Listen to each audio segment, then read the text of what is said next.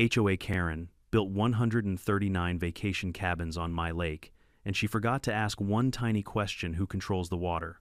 I'm Evan McCrae, fifth-generation steward of Lake Kestrel and the old stone lodge that watches over it. Sloan Whitfield, our platinum-smiled HOA queen, decided my shoreline was her sandbox, slapped a forged plat on the county desk, and marched in the bulldozers. 139 concrete slabs sprouted like mushrooms after rain. Cute decks, string lights, zero permission.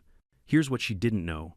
My great-grandfather built Kestrel Dam to hold steady at 1838 feet, but it was engineered to rest perfectly safely at 1845, 7 quiet feet. A legal easement. A physics lesson with receipts. When she pushed, I didn't shout. I turned a wheel, and gravity did what gravity always does, calmly, relentlessly, without taking sides. Before we dive in, drop your location and local time in the comments, and if you love HOA drama with receipts, subscribe so you don't miss the twist. When people say don't poke the bear, they usually mean don't anger the person who can destroy you. Sloan Whitfield never got that memo. Maybe she thought her pearl necklaces made her bulletproof, or that her HOA letterhead carried more weight than a century of recorded deeds. Either way, the moment she filed that forged plat map with the county clerk, she started a war she couldn't even spell. It began quietly, like all bureaucratic crimes do. One Tuesday morning, I got an HOA newsletter in my mailbox, though I'm not even part of their association. A glossy, full-color piece of propaganda titled, "Exciting Expansion, the Kestrel Ridge Community Recreation Area." It had all the trimmings, digital renderings of a sandy beach, a volleyball court, kayak racks, and smiling families roasting marshmallows by my water. Only one problem: their entire recreation area sat squarely on the northern cove. My land, my title, my taxes, my lake bed. At first I thought it was a typo. Maybe a new intern at their design firm got the coordinates wrong. I'm an engineer. I believe in data over drama. But when I pulled the county plat map and compared it with my own digital overlay, the line between our properties had mysteriously drifted hundreds of feet into my side. Clean, precise, just enough to claim about 50 acres of shoreline, including the gentle slope where my grandfather used to fish for bass before the war. That's when the alarms went off in my head. Boundary drift like that doesn't just happen. Someone had paid a surveyor to redraw it. So I called the name listed on the HOA's survey, Grant and Howell Engineering PLLC. No answer. The voicemail was disconnected. I dug deeper. Old habits die hard when your ancestors were engineers and your idea of a hobby is auditing public records. Turns out the licensed surveyor who signed that map had lost his license 2 years prior for falsifying documents in a zoning dispute over in Asheville. He wasn't even allowed to submit paperwork in North Carolina anymore. That's not an error, that's fraud. I printed out everything, the deed chain going back to 1923, the 1,976 sale records from when my great-uncle sold the adjacent 1,000 acres to pay estate taxes, and my most recent GPS-based survey. Then I grabbed my Trimble rover, hiked the border, and shot new data points every 30 feet. It took 3 days, 2 blisters, and 1 angry copperhead encounter, but by the end, I had a centimeter-accurate model of my entire property line. When I overlaid the HOA's forged map, the result looked like a magician's trick. Exposed a perfect, deliberate shift of the boundary, just subtle enough that most people would never notice. I compiled it all into a 40-page report, complete with timestamps, coordinates, and official county deeds. My lawyer, Sam Whitaker, read through it twice, before leaning back in his chair and muttering, "Well, son, they just drew a line through your living room and called it theirs." We sent a cease and desist letter the next morning, certified mail signature required. It was polite but sharp enough to draw blood. Any further development or encroachment upon parcel Hasson 74 to 283 shall constitute criminal trespass and civil fraud. The McCrae Trust asserts full ownership of the Lake Kestrel bed and shoreline under the riparian rights codified in Deed Book 122, page 41. I thought that would be the end of it. Most sane people would fold at the sight of legal precision. But Sloan wasn't sane, she was addicted to control. A week later, I found myself invited, well summoned, to the next HOA board meeting to clarify community concerns.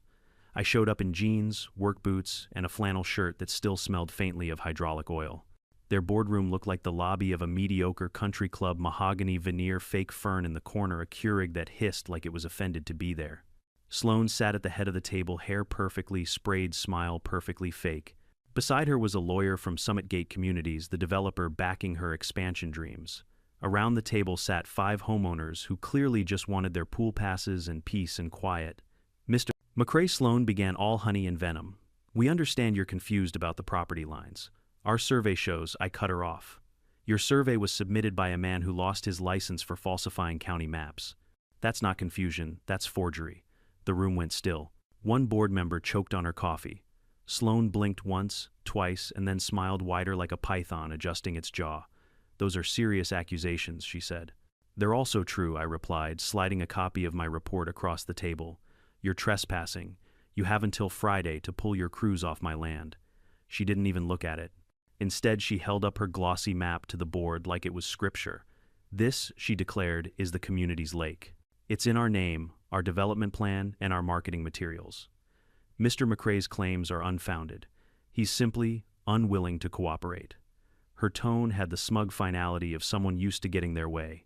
The homeowners clapped politely, unsure whether they were applauding logic or lunacy. After the meeting, I overheard her whisper to her lawyer, "He's just some hermit up the hill.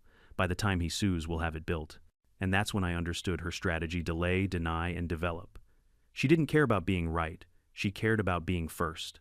Once the land was altered, once the cabins were up, it would take years of litigation to undo it, and no judge would order the demolition of multi-million-dollar community assets.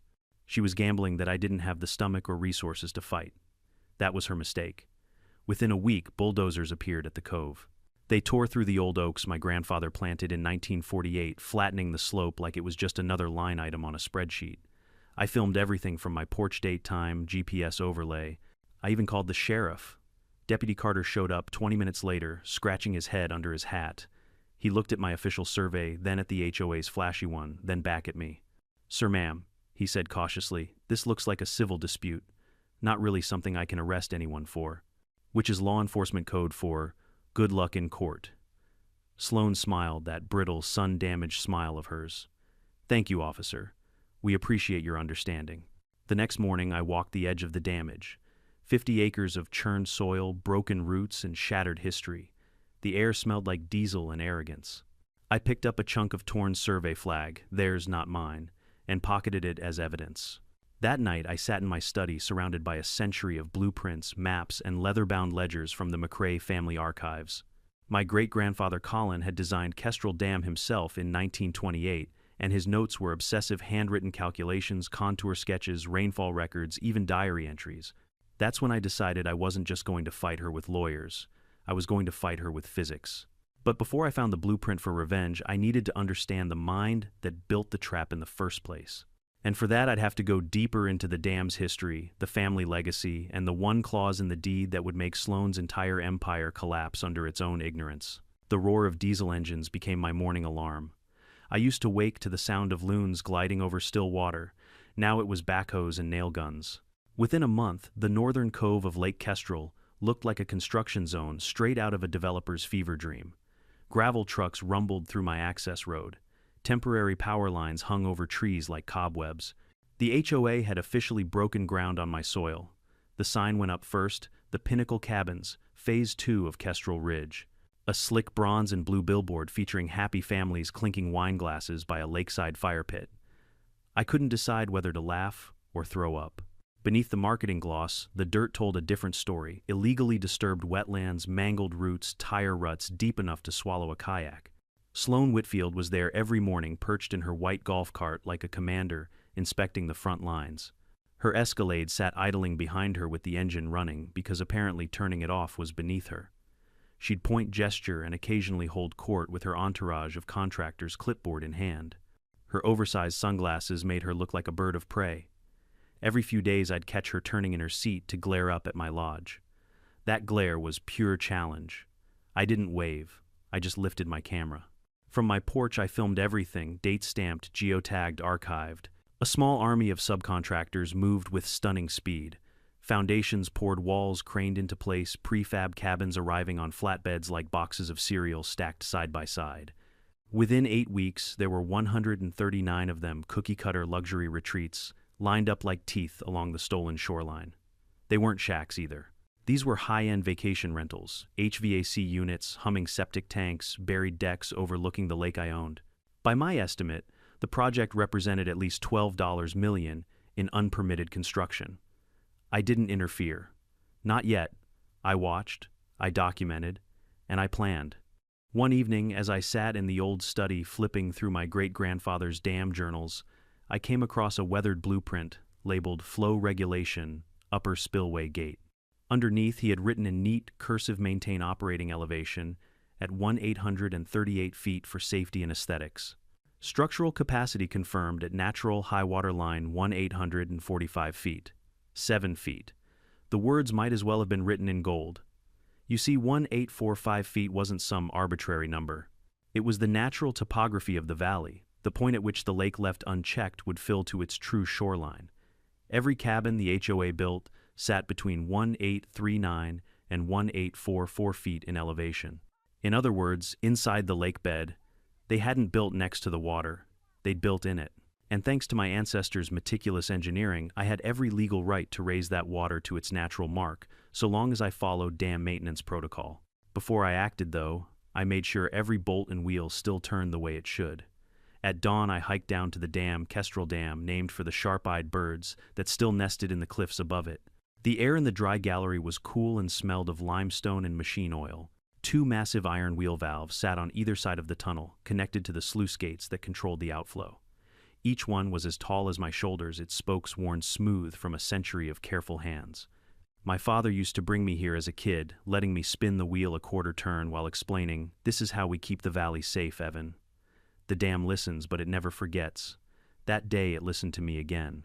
I turned the valves just enough to feel the old gears engage, testing their range. The motion was heavy, deliberate, mechanical poetry. When the indicators settled back at closed, I knew the system still worked flawlessly. Meanwhile, above ground, the HOA's fantasy world was expanding. Sloan had begun advertising the cabins online. Lake Kestrel luxury cabins. Experience nature elevated. I nearly choked when I saw the tagline. Nature elevated, yes, right up to 1,845 feet where I planned to let gravity do its work. But I wasn't reckless. Before moving a drop of water, I needed to make my position legally unassailable. First, I pulled every piece of documentation I could find. The original dam maintenance manual, hand-typed, bound in faded blue cloth, the McCrae Trust deed specifying flood easements, and the hydrological inspection certificates renewed by my family over the decades. Each document confirmed what I already knew. Control of the water level for safety inspections and maintenance rested solely with the dam operator, me. Next, I called the state's Department of Environmental Quality. I wasn't reporting them yet. Instead, I asked a few theoretical questions. If a private landowner owns both the dam and the lake bed, I asked the clerk and maintains riparian rights up to a documented high water mark. What's the liability if temporary water level restoration damages unauthorized? Structures built within that easement. There was a pause. Then she said cautiously, if those structures were built without permits and inside a recorded flood easement, liability would fall entirely on the builders. Bingo. Still, I wasn't going to tip my hand too early. The HOA's lawyers were well-funded and endlessly slimy. If I gave them even a hint of what I planned, they'd run to court to block me. So instead, I kept smiling at Sloan when I passed her at the general store, nodding like nothing had changed. Inside, I was counting days. By midsummer, all 139 cabins stood finished. They had power plumbing, satellite dishes, even potted ferns on the porches. A few board members hosted open house parties taking selfies by the water. Every time one of them posted on Facebook with the caption, "Our Lake Kestrel Paradise," I saved a screenshot. Evidence. One humid afternoon, I stood on the bluff with my binoculars watching a ribbon-cutting ceremony at the main pier. Sloan was in her element, microphone in hand, HOA logo behind her. "This," she declared, "is the crown jewel of our community. The lake that brings us together." I almost laughed out loud. You could see it in her face, the smug certainty of someone who thought paperwork could rewrite physics.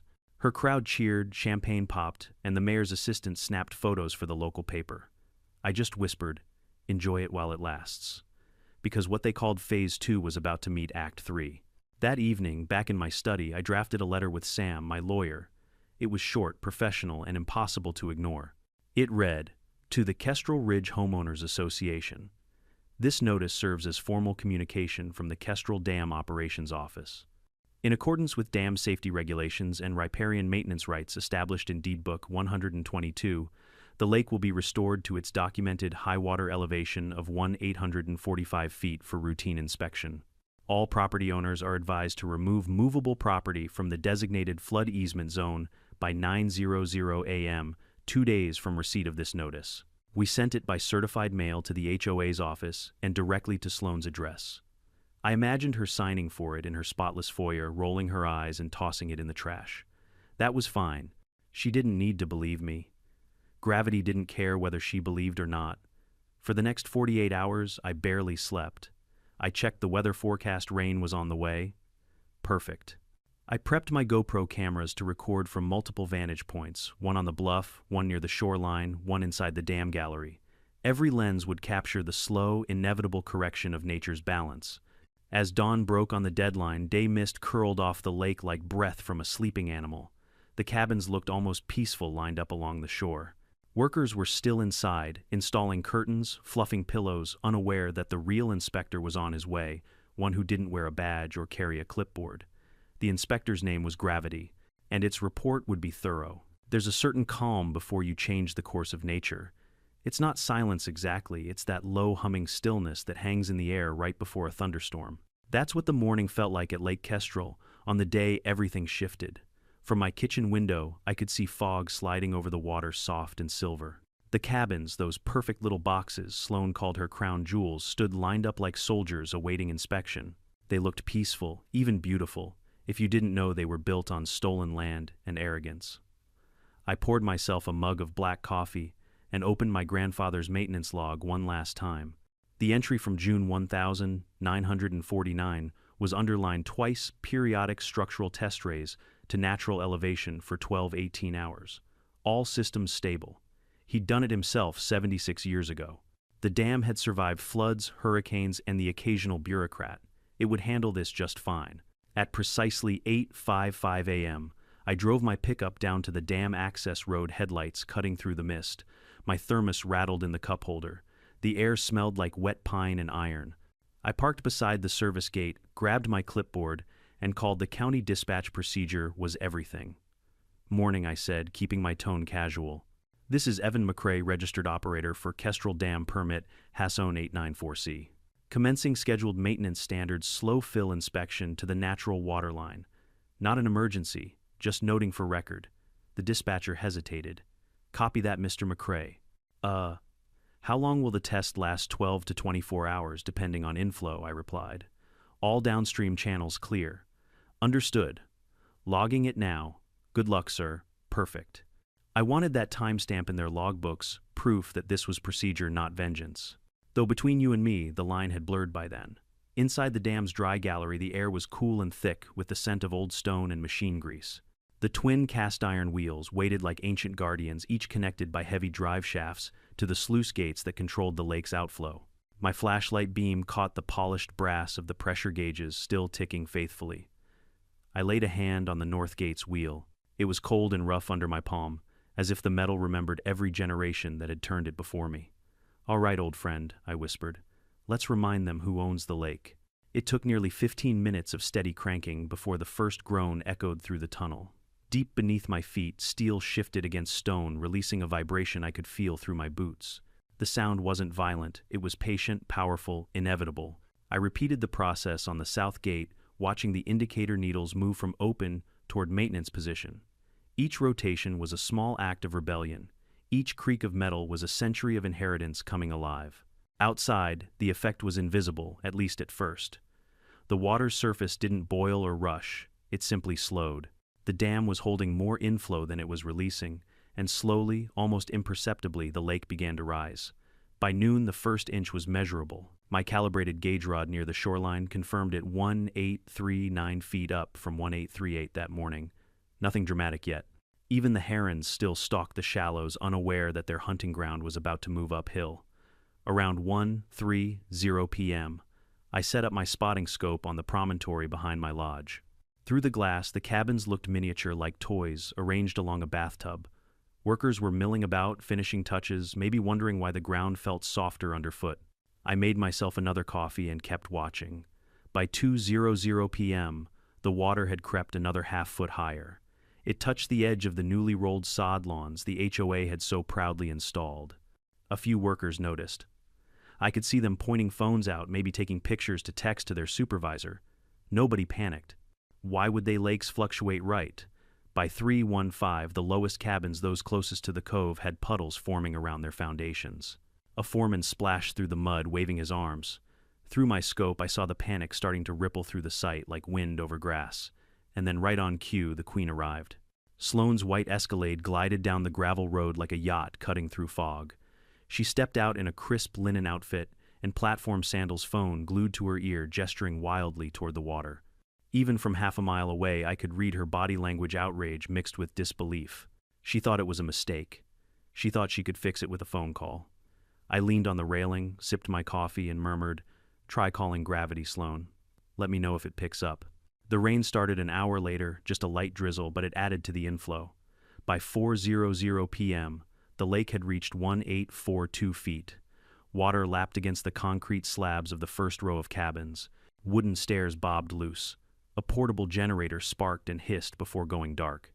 I could see people running now, contractors shouting, homeowners pointing, Sloane yelling into her phone. The soundtrack was distant thunder and chaos. By 5:00 p.m., the first cabin went under. Water poured through its sliding doors like the world's slowest avalanche. Curtains fluttered once before, disappearing beneath the rippling surface. One down, 138 to go. Through all of it, I stayed calm. I wasn't gloating. I was documenting. Every few minutes, I snapped photos through the scope, timestamps, elevation readings, precise visual records. If this went to court, I wanted everything airtight. Around 6:30, my phone buzzed. "Sheriff Carter." "Mr. McCrae," he said, his voice weary, "I'm getting reports of rising water levels flooding those new cabins. The HOA president's saying you're deliberately causing damage." "I notified dispatch of scheduled maintenance 12 hours ago," I replied evenly. "Everything's logged. The water's still below the natural high water mark." Silence. Then a sigh. "You got documentation, every bit of it. Then sit tight," he said. "I'll come out there and take a look." When he arrived an hour later, his cruiser lights reflected off the swelling lake. He trudged up to my porch boots, muddy rain dripping off his hat. Behind him, Sloane followed like an avenging angel with a ruined manicure. "He's flooding us," she shrieked. "He's destroying community property. Arrest him." I handed Carter a folder thick enough to make a satisfying thunk when it hit his palm. Inside were certified mail receipts, the dam maintenance log, the 1928 deed showing the flood easement, and the engineering manual, highlighting 1845 feet as the safe operational limit. "Sheriff," I said, keeping my tone calm, "I'm performing a structural inspection under rights, clearly established in county and state law. Those cabins are inside the easement zone. I gave 48 hours written notice. They chose to ignore it." He flipped through the papers, squinting. Then he turned to Sloane. "Did you get this notice?" She hesitated. I may have seen something, but it wasn't. It was certified mail I cut in. Signed for by you, 9:42 a.m., 2 days ago." Carter's eyebrow went up. The wind carried the distant sound of cracking timber as another cabin wall buckled under the slow push of water. "Well, ma'am," he said, shifting his weight, "looks like this isn't a criminal issue.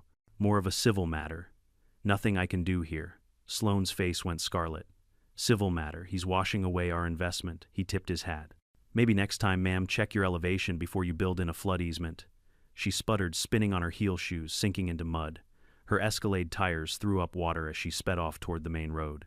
By nightfall, the rain had stopped, but the lake held steady at 1845 feet. The last row of cabins, those perched just above the rest, were now islands of wood and panic. Porch lights flickered, then went black. The sound of frogs and crickets returned eerily serene.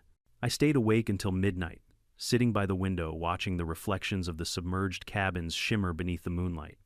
I wasn't proud. I wasn't ashamed either. I just felt balanced. Like the lake had exhaled after holding its breath for too long. When the first light of dawn broke, a pair of kestrels soared over the water, circling lazily. For the first time in months, the lake looked the way it was meant to, wide, calm, and unchallenged. That morning I wrote one line in my journal: "Sloane wanted a lakefront paradise. Now she's got one right through her living room." And with that, the reckoning had officially begun. By sunrise, the storm had passed, but its aftermath glistened across the lake like liquid truth. The mist was lifting, and beneath it the full extent of Sloane's empire lay waterlogged and defeated. 139 luxury cabins, all perfectly aligned in their uniform hubris, now stood half-drowned beneath the glassy surface of Lake Kestrel. The reflection was almost poetic mirror images of arrogance and consequence. The morning light revealed what the night had hidden. Decks floated away like driftwood. Lounge chairs bobbed at odd angles. Mattresses had burst through cabin windows waterlogged and heavy drifting lazily toward the dam. For years, Sloane had sent letters demanding that I respect community standards. Now her entire community was dissolving into the very water she tried to claim. But while I stood at my window, sipping coffee, the real waves were forming elsewhere in inboxes, phone lines, and emergency meetings. By 9:00 a.m., my phone began buzzing nonstop. Local reporters, homeowners, even a panicked clerk from Summitgate Communities, the developer wanted to get my side of the story. I ignored them all, at least for now. There would be a time to talk, and it would be in front of a judge. At 9:30, a White County pickup rolled up my driveway. Out stepped two people in rain gear, one from the North Carolina Department of Environmental Quality, the other from the county's Floodplain Administration Office. They carried clipboards, cameras, and faces that said we heard about something big. Mr. McCrae, the DEQ inspector, began shaking my hand firmly.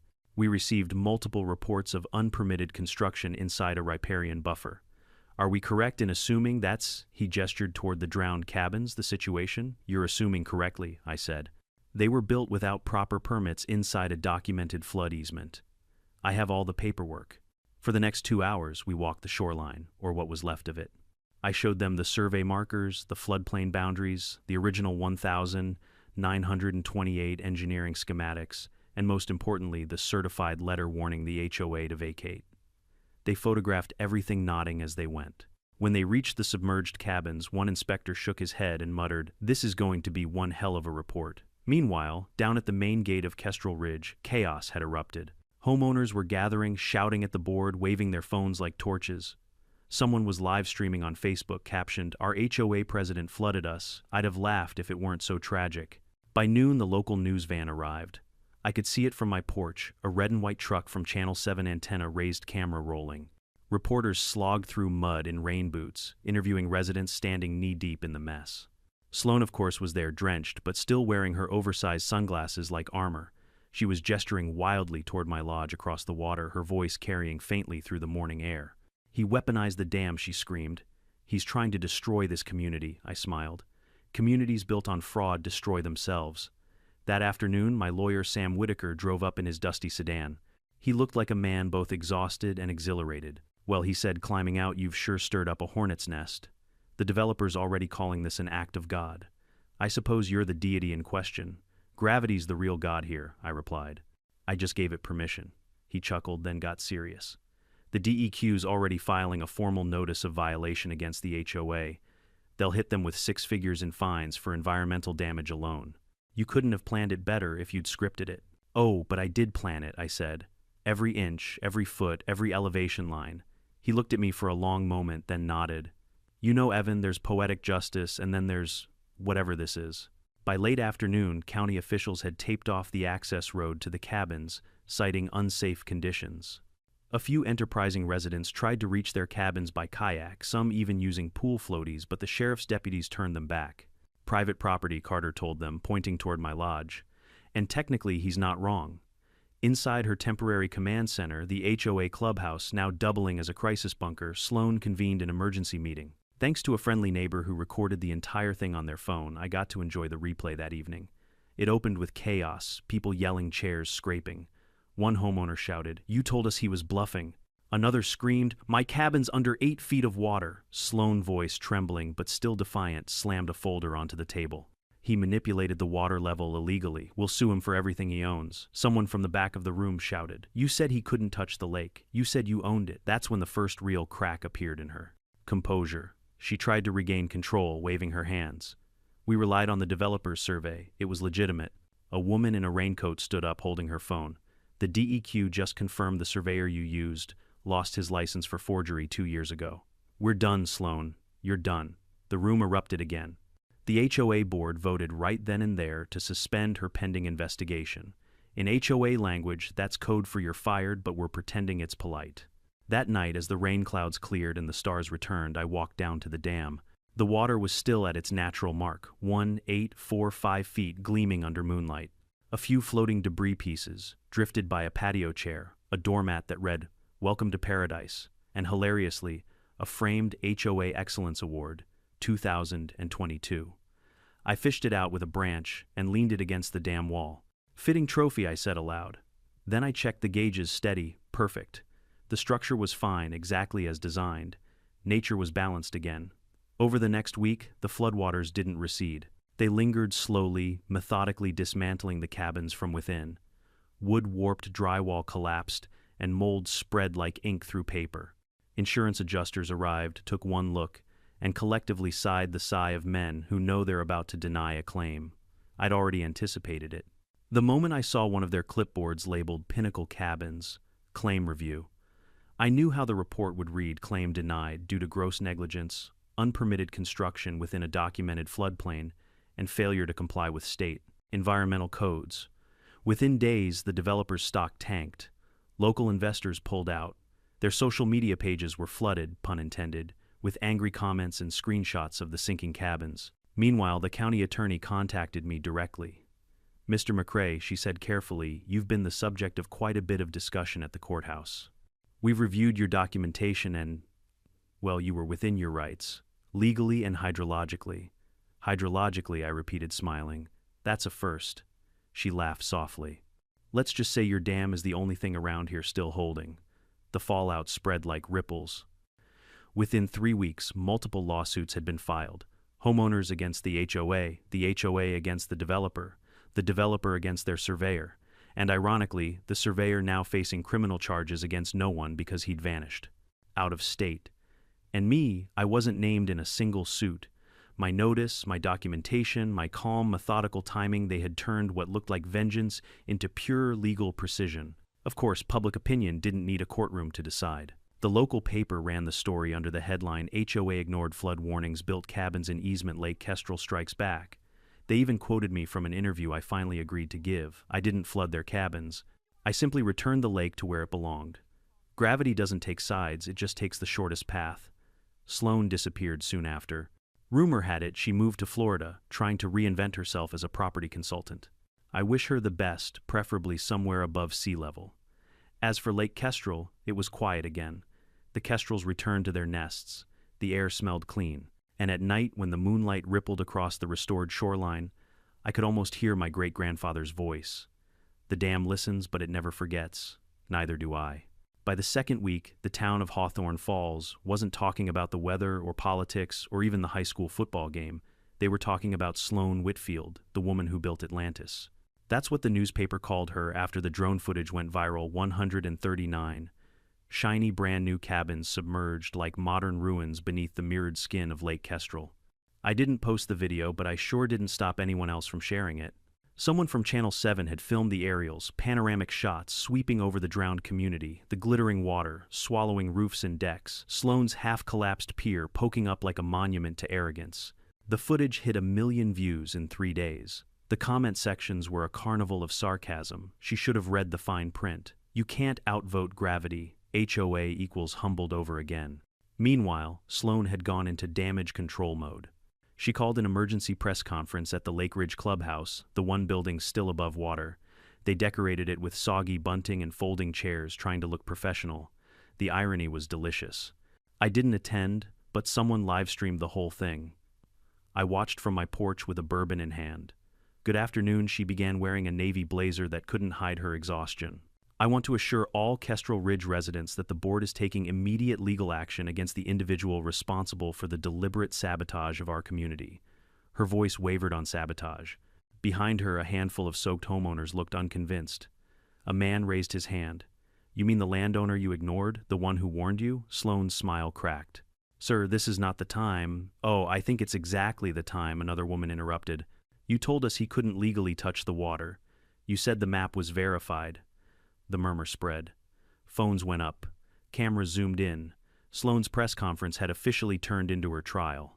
By the time it ended, half the HOA board had resigned on the spot. 2 days later, the HOA bank account, nearly drained by emergency contractor fees and pending lawsuits, was frozen under a court order. And the cherry on top, the developer Summit Gate Communities issued a public statement that threw Sloan straight under the bus.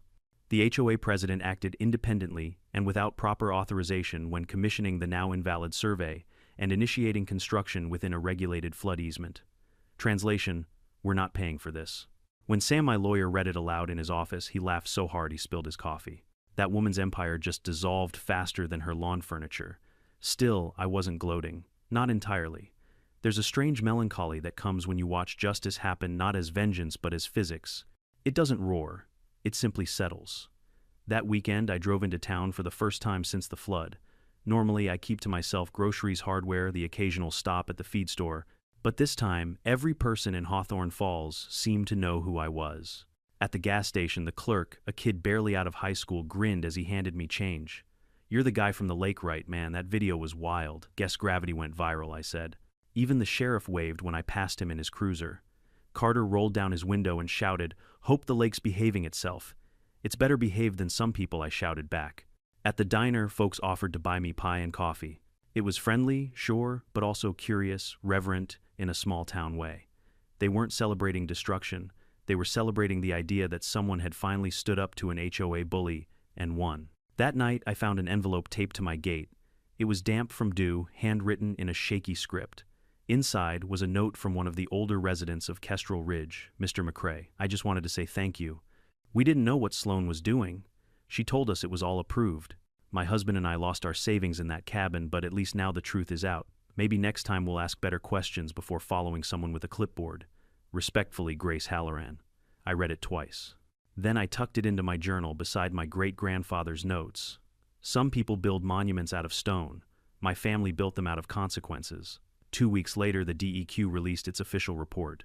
It was brutal. Unauthorized construction within a protected floodplain. Violation of sediment control and buffer regulations. Negligent disregard for existing hydrological easements. Culpable parties: Kestrel Ridge HOA President, SHOA, Whitfield. The fine $87, 0 inches environmental penalties non-negotiable. On top of that, the county attorney announced pending civil action for property damage to the watershed and unlawful modification of drainage infrastructure. Sloan was finished. The last time I saw her was in the parking lot of the county courthouse. She was getting into her car flanked by 2 lawyers who looked like they'd rather be anywhere else. Her hair was disheveled, her designer heels caked in mud. For a moment, she saw me across the lot. We locked eyes. She didn't speak, didn't sneer, didn't even glare. Just a hollow look, a mixture of disbelief and humiliation, the kind of expression you wear when you finally realize that rules apply to you too. I nodded, once polite as ever, then turned away. By autumn, the cabins had become a ghost story.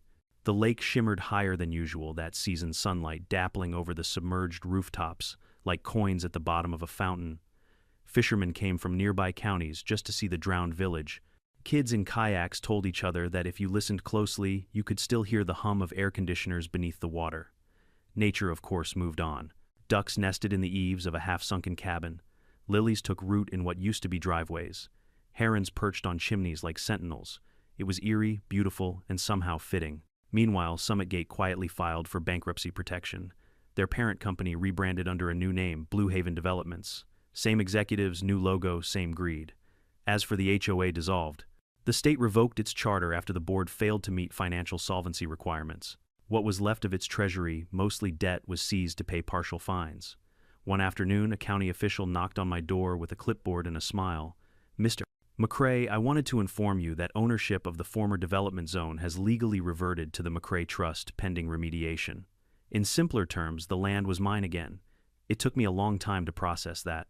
The cabins, the shoreline, the laughter that used to echo off the hills, it all belonged to my family once more. But it didn't feel like a victory parade. It felt like restoration, a return to balance. I hired a local salvage crew to start dismantling what was left above water. It wasn't easy work. Mold, warped wood, and twisted metal made the cleanup dangerous. Still, I insisted on being there every day. The crew thought I was crazy, but I wasn't watching destruction, I was witnessing rebirth. At dusk, when the machinery fell silent and the lake glowed gold beneath the setting sun, I'd sit on the old stone bench my grandfather built and listen. No motors, no shouting, no HOA meetings, just frogs, birds, and the steady whisper of water against rock. Some evenings, locals paddled by in canoes. They'd wave, sometimes shout a question across the water. You really flooded them on purpose, I'd just shrug. I didn't flood anyone. I just let the dam breathe. They'd laugh, paddle off, and I'd go back to silence. Because here's the truth. Sloan never understood you can't own a lake, you can only respect it. try to cage it, and it'll eventually push back.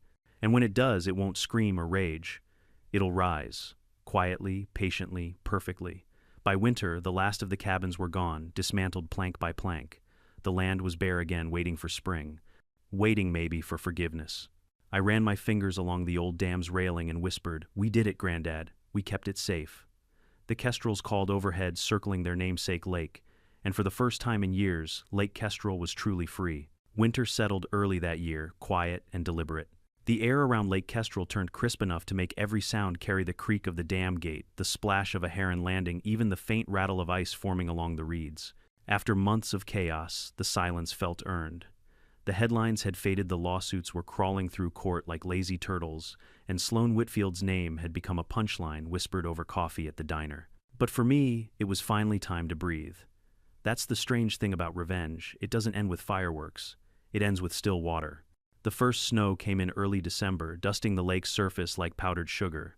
I'd stand on my porch with a mug of coffee, watching the sunrise paint the ice pink and gold. From where I stood, you'd never know a small empire had drowned beneath that calm. Only when the light hit just right could you see faint outlines of concrete pads below the surface, ghostly grids where the cabins once stood. Sometimes I'd think about what had driven Sloan. Maybe it wasn't just greed, maybe it was insecurity, the need to turn control into proof of worth. Power can rot people faster than time. Still, I didn't hate her.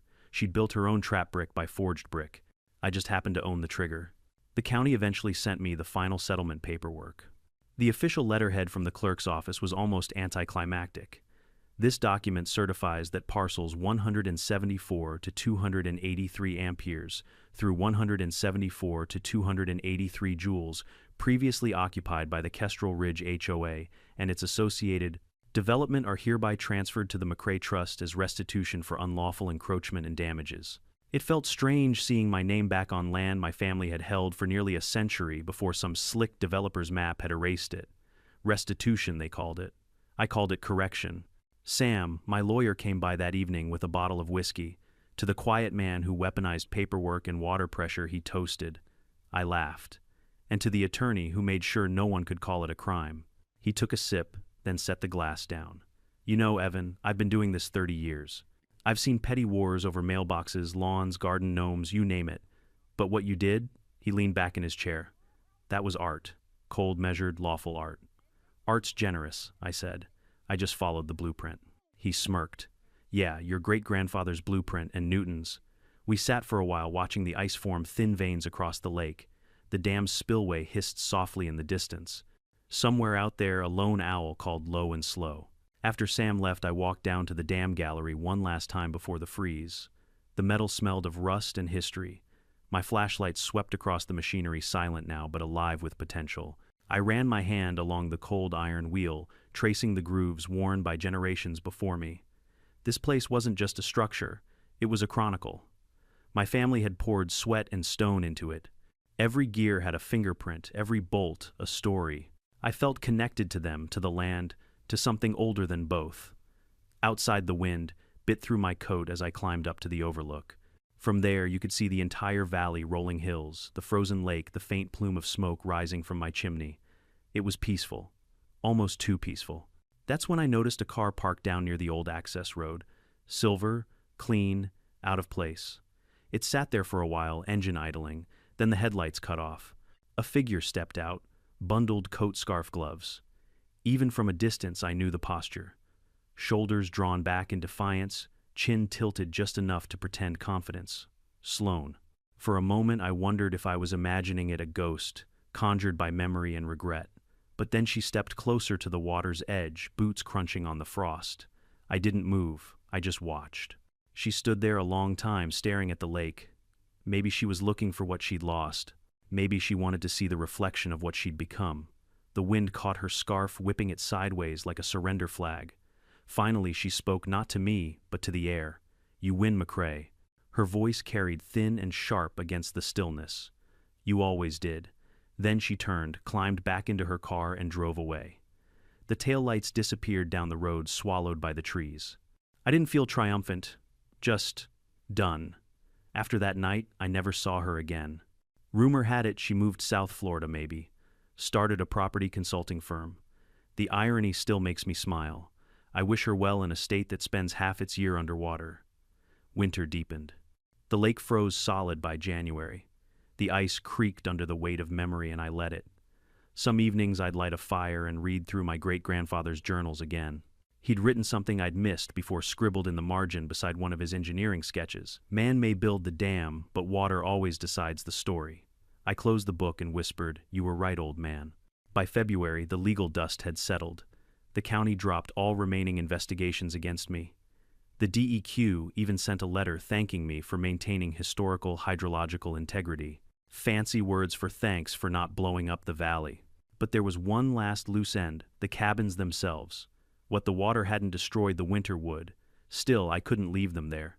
They were scars. So I contracted a salvage company from Asheville. They brought in divers, cranes, and a whole lot of determination. The work took months. Every piece of rotted lumber, every twisted metal beam, every drowned appliance was hauled out, sorted, and either recycled or scrapped. The crews cursed the cold, but they couldn't stop admiring the view. "Hard to believe anyone tried to turn this into a resort," one worker said, shaking his head. I smiled. People mistake beauty for profit all the time. When they were done, what remained was pure again. The shoreline sloped gently, just as my great-grandfather had designed it. The soil, freed from the weight of arrogance, drank in the snowmelt. Spring would bring wildflowers, I knew. Nature was good at healing when left alone. By March, the county installed a new sign near the public road, Kestrel Lake Preserve, managed by the McCrae Trust, no unauthorized construction, no exceptions. The first day that sign went up, someone left a bouquet of wild daisies at its base. No note, just flowers. It made me think of Grace Halloran's letter, the woman who lost her cabin but thanked me anyway. Maybe she'd left them. Maybe it was someone else who understood that sometimes justice looks like destruction before it looks like peace. On the first warm evening of spring, I rowed my grandfather's old canoe to the center of the lake. The sun was sinking, turning the water into fire.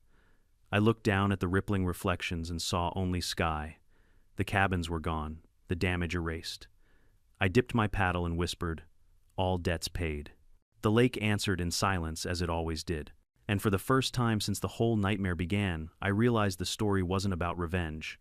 It was about stewardship, about knowing when to fight, and when to let nature handle the verdict. The dam stood steady behind me, its stones glowing orange in the dying light. My family had built it to last a century. I intended to make sure it lasted another. That night, before heading inside, I turned once more to the water and said softly, "Rest easy, Lake Kestrel. You've earned it." Spring didn't just bring birds back to Lake Kestrel, it brought subpoenas. The legal weather front arrived as a stack of envelopes so thick my mailbox leaned like a tired mule. I wasn't the target. I was the map everyone needed to explain how they'd driven off the cliff. Homeowners sued the HOA sued the developer sued the surveyor still vanished, was sued by the state. It was a legal Ouroboros, everyone swallowing their own tail round and round. Sam, my lawyer, spread the paperwork across his conference table like a general analyzing terrain. "Discoveries where truth crawls out," he said, tapping a folder. "Let's make sure it finds its way to daylight." I was subpoenaed as a factual witness in 3 separate cases. I didn't mind. I'm a hydrologist. I like neat stacks of data and questions with verifiable answers. Courtrooms, when they do their job, are just laboratories with wood paneling. The first deposition took place in a beige room that smelled faintly of coffee and defeat. Across from me sat the developer's counsel, slick hair, slicker smile. He tried to make the whole thing sound like a misunderstanding. "Mr. McCrae," he said, voice syrupy, "isn't it true that water levels on a lake naturally fluctuate?" I kept my face calm. "Yes, which is why your clients should not have built inside a recorded flood easement. And you raised the water intentionally. For a scheduled maintenance and structural inspection as allowed in the deed you never bothered to read," he shifted. "But you knew it would damage the cabins.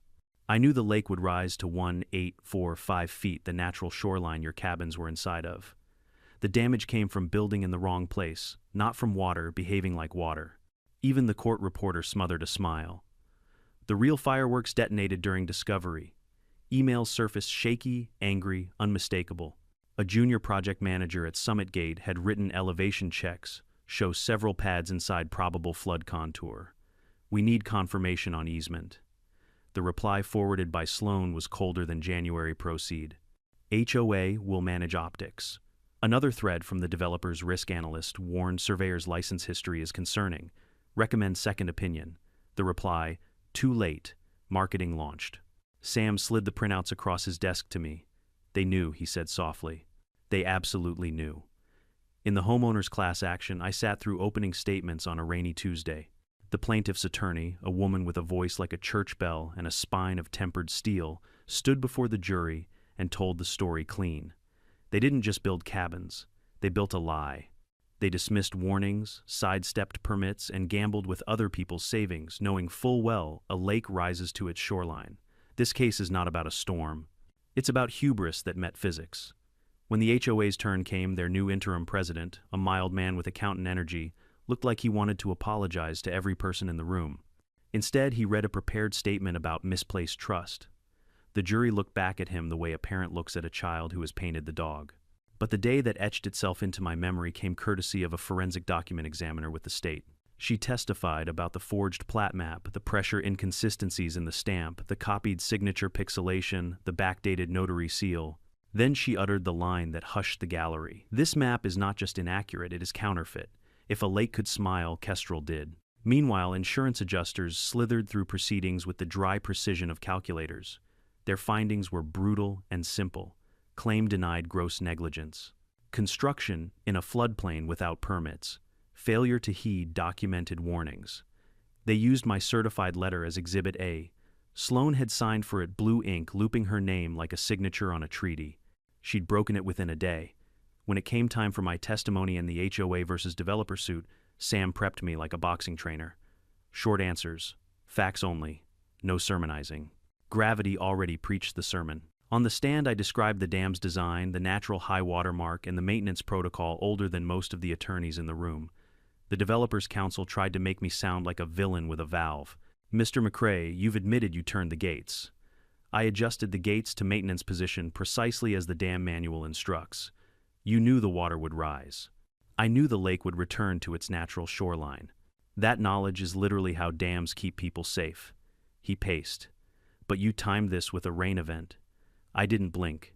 Yes, the manual requires observing performance under realistic inflow. If your client had not placed structures in the easement, the observation would have been uneventful, like it had been for 97 years. A few jurors scribbled.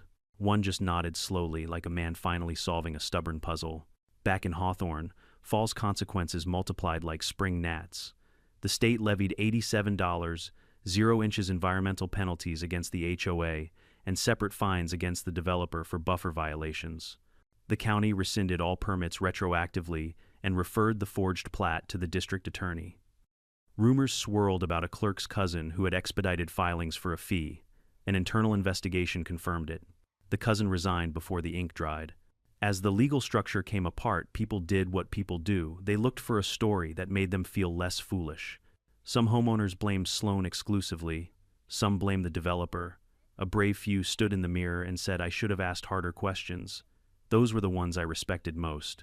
One evening, Grace Halloran, the woman who'd written me that letter, showed up at my gate again. This time she wasn't carrying daisies. She brought a thermos and 2 tin cups. We sat on the stone bench over the water.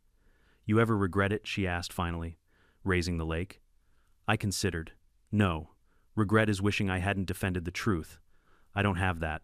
I do wish none of it had been necessary. She took a sip. It was, she said simply, some of us needed the water to tell the truth louder than the brochures. By midsummer, verdicts arrived like distant thunder. The jury in the class action awarded damages to the homeowner's partial restitution clawed from Summit Gate's carcass and what remained of the HOA's insurance rider. The judge's written opinion was surgical. The defendants elected to proceed upon a knowingly unstable foundation, legal, hydrological, and ethical. When the lake rose, it was not an act of malice, but of equilibrium. Sloan's personnel fate came last. The state brought a narrow criminal case, filing a false instrument and conspiracy to defraud. She took a plea probation, a fine restitution payments that would outlast her escalade. The day of the plea, she walked past me in the courthouse corridor without meeting my eyes. The pearl necklace was gone. So was the crown no one had ever given her. I thought that was the end of it, until the county called one more meeting, this one in the largest room at the Civic Center.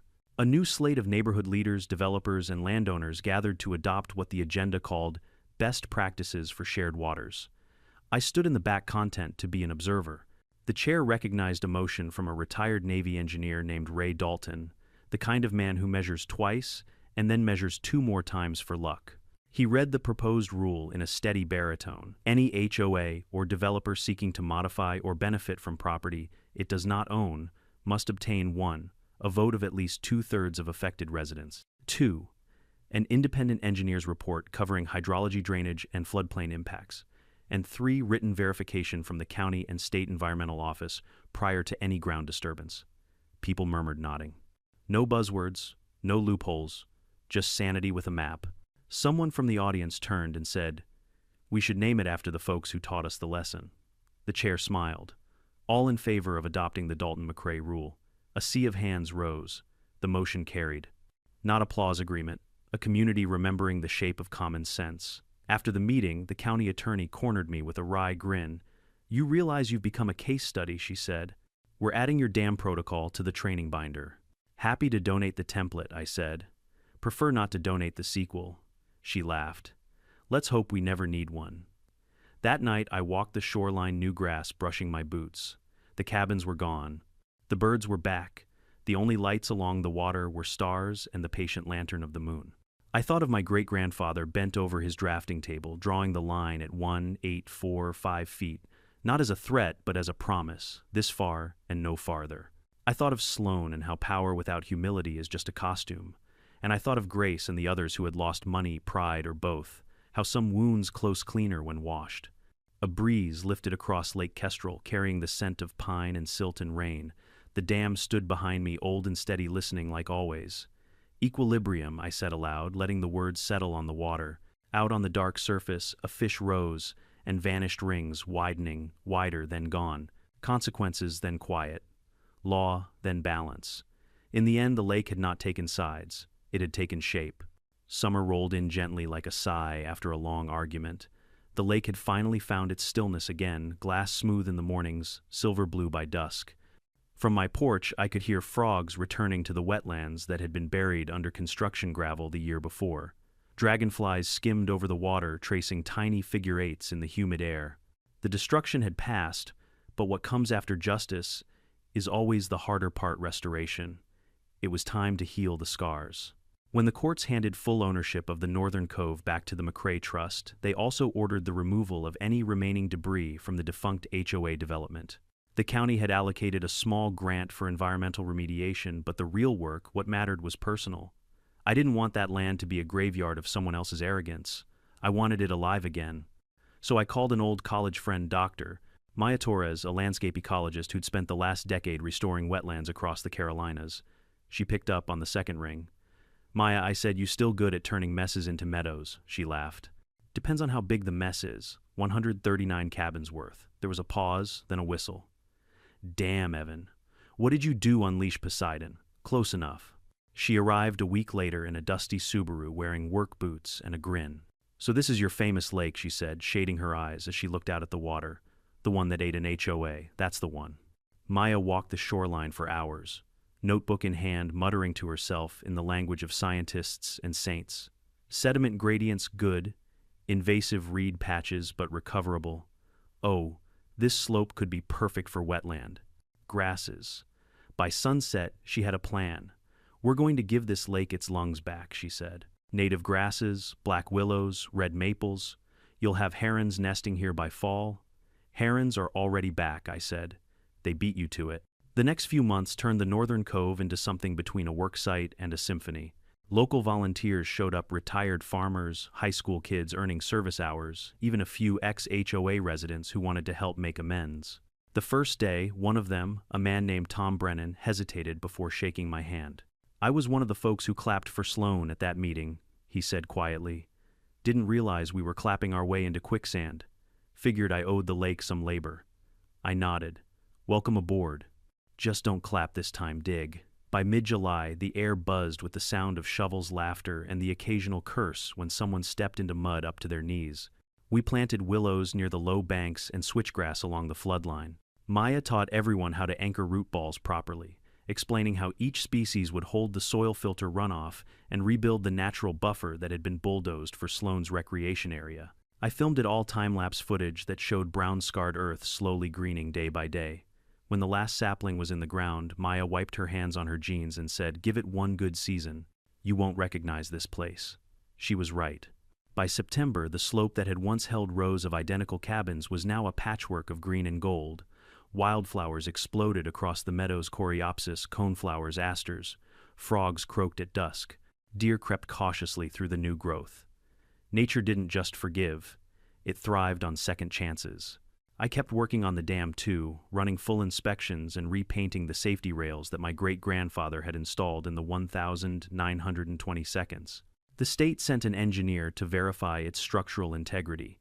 After 2 hours of measurements and nodding appreciatively at the masonry, he said, "Mr. McCrae, I've seen modern dams built with twice the budget and half the brains. This one could outlive both of us." "That's the idea," I said. Later that month, the county hosted an official ceremony to mark the restoration. They called it Lake Kestrel Renewal Day.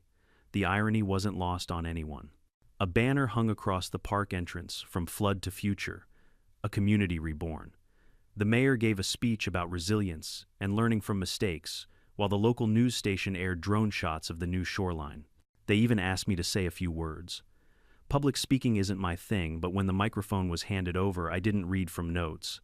"I don't have a lot to say," I began. "Except this water remembers. It remembers the path it's supposed to take, and it remembers who respected that path and who didn't.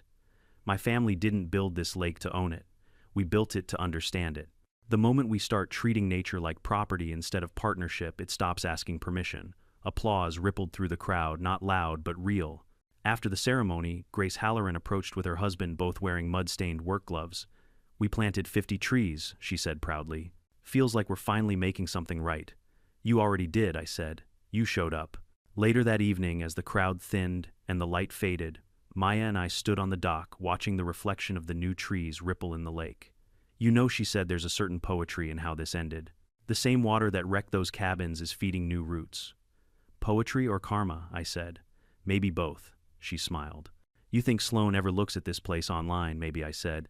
"If she does, I hope she sees what the lake looks like when it's respected." That fall, the County Wildlife Board reported something that made me laugh out loud. A pair of bald eagles had nested near the restored cove, the first sighting in decades. The local paper ran the headline, "Lake Kestrel welcomes its namesake." That article stayed pinned on my fridge for months, not as a trophy but as a reminder that sometimes the best revenge is a flourishing ecosystem. As winter approached again, the lake took on that quiet, glassy calm. I'd walk the new shoreline trails, gravel paths, winding through young saplings, and think about how easily everything could have gone differently. If I'd let anger steer instead of patience, if I'd flooded recklessly instead of methodically, if I'd sought destruction instead of proof. But patience had paid off, just like gravity, steady, deliberate, unstoppable. One evening, as the sun melted behind the hills, I found a small wooden sign someone had nailed to a post near the water. It read, "Respect the lake. It doesn't forgive ignorance." No name, no signature, just truth. I stood there for a long time, listening to the gentle lap of waves against the rocks.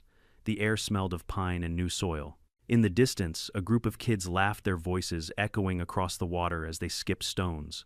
For the first time since this whole mess began, I didn't see wreckage or lawsuits or arrogance. I saw balance. Maya was right. You wouldn't recognize the place now. The lake had taken back its shape, and in doing so, given the town a new one. Sometimes the best way to fix something broken isn't by fighting harder, it's by letting the natural order finish the argument. I walked home as dusk fell, passing the old bench where my grandfather used to sit. The air was still, the dam humming faintly behind me, the trees whispering their slow applause. Lake Kestrel was alive again, not as a symbol of revenge, but of restoration. A year passed before I realized how quiet life had become. No more letters on HOA stationery, no more lawyers circling like buzzards.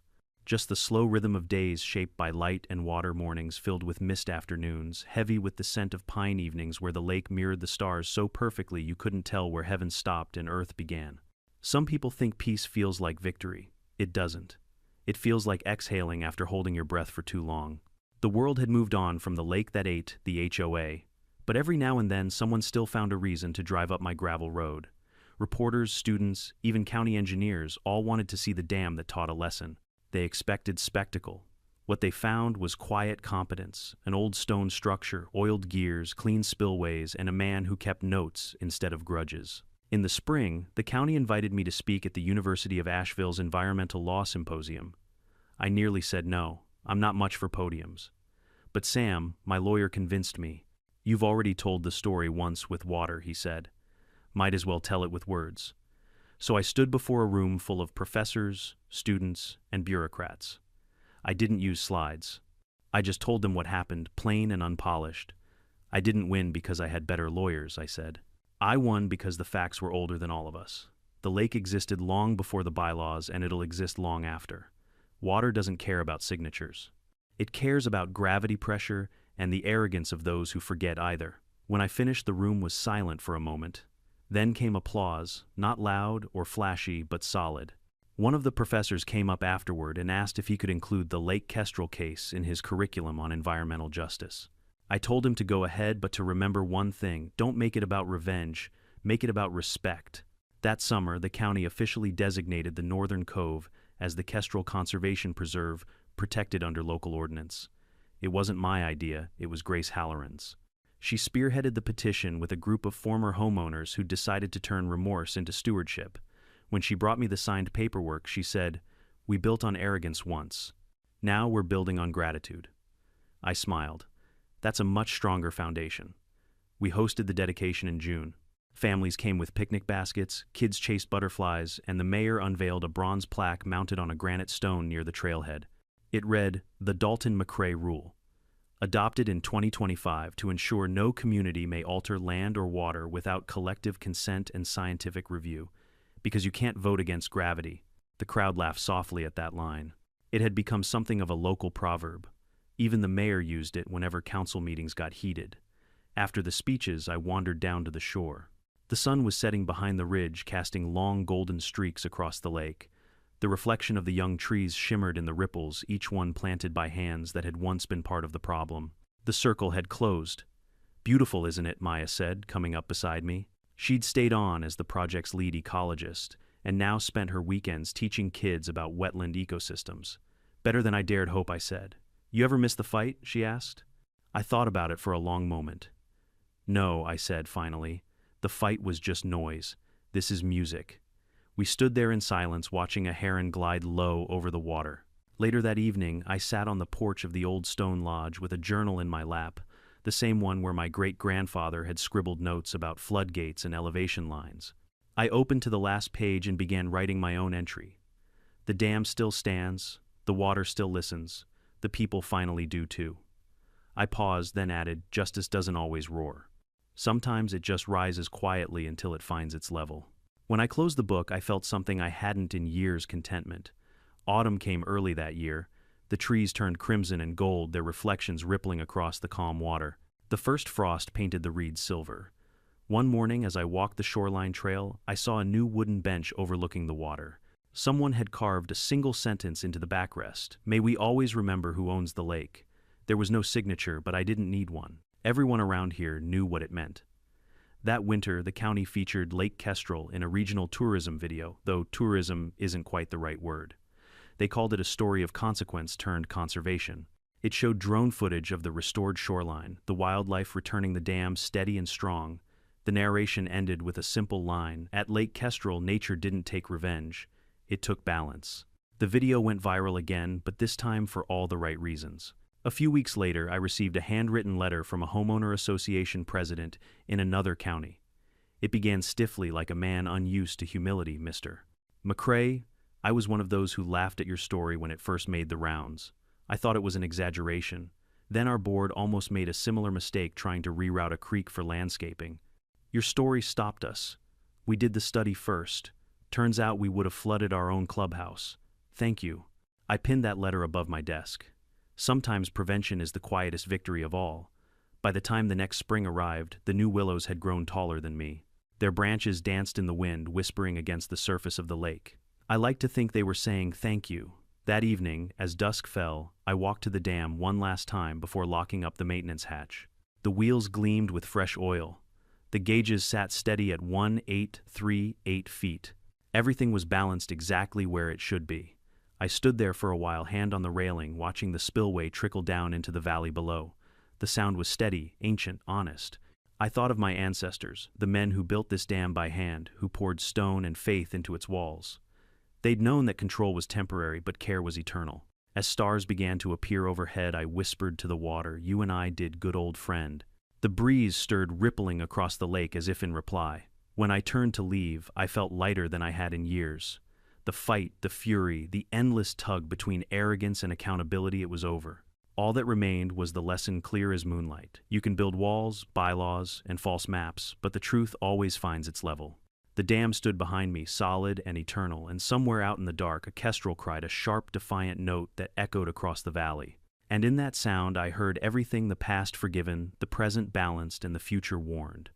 Because some lines can be redrawn on paper, but others, like the edge of a lake, are written by nature itself. That's the story of Lake Kestrel. The story of a family that built with stone, a woman who built with lies, and a man who simply turned a wheel. And if there's one thing this whole saga taught me, it's this: you can argue with people, you can even argue with courts, but you can't argue with gravity.